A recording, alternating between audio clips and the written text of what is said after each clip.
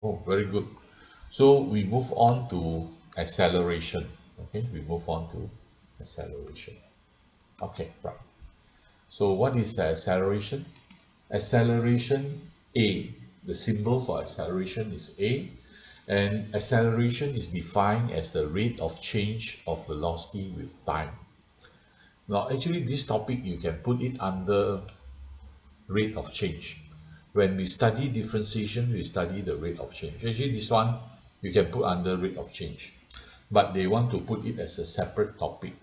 Okay, so rate of change of velocity is given. Acceleration is dv dt.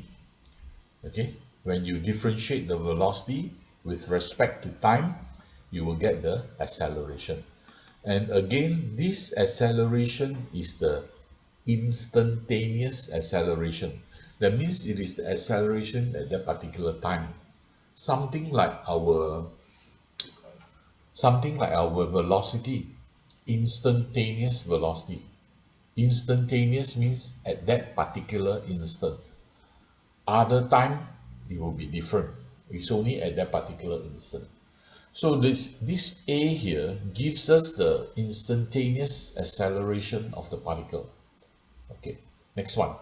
Acceleration is a vector quantity. It has both magnitude and direction.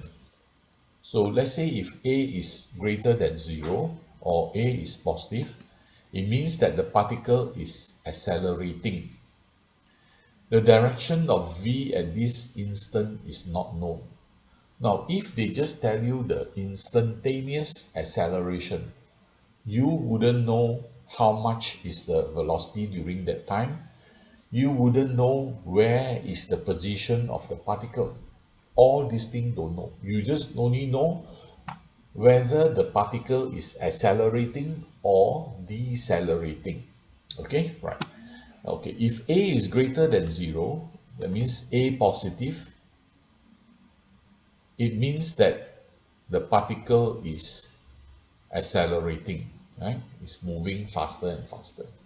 The direction, don't know. The position, whether left or right, also don't know. Next,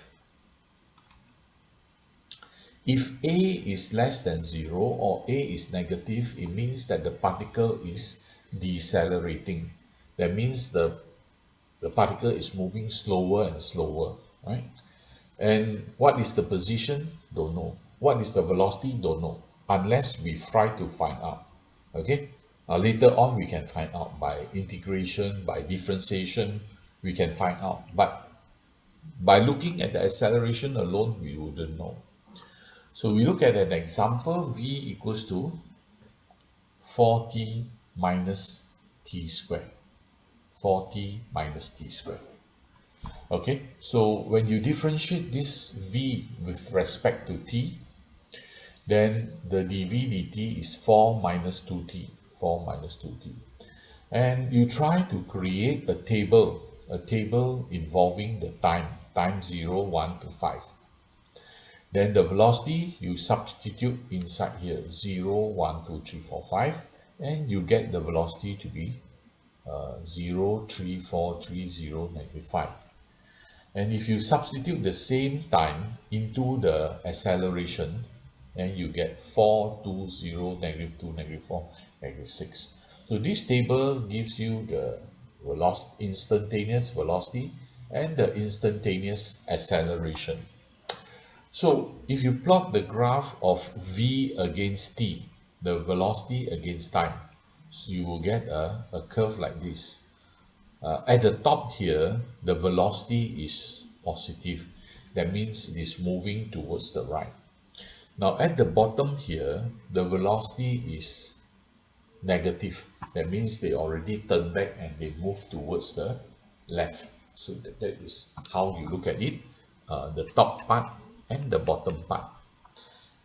And also on the same graph, you can find the gradient at different points. So this is gradient when t equals to 1, I think. T equals to 1. This is the gradient when t equals to 2. This is the gradient when t equals to 5.